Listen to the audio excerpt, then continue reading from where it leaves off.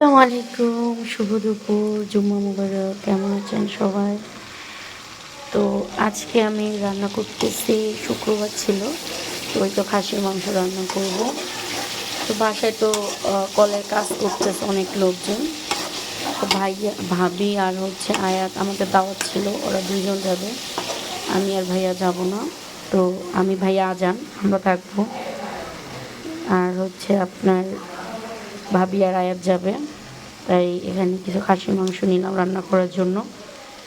আজ সাথে ছিল ডাল, ভাত, ভাজি।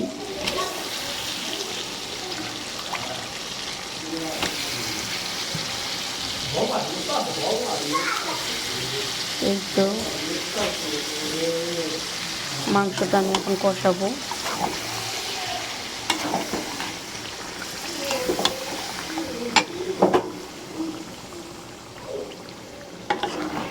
ওকে, সবাই ভালো থাকবেন। আল্লাহ হাফেজ।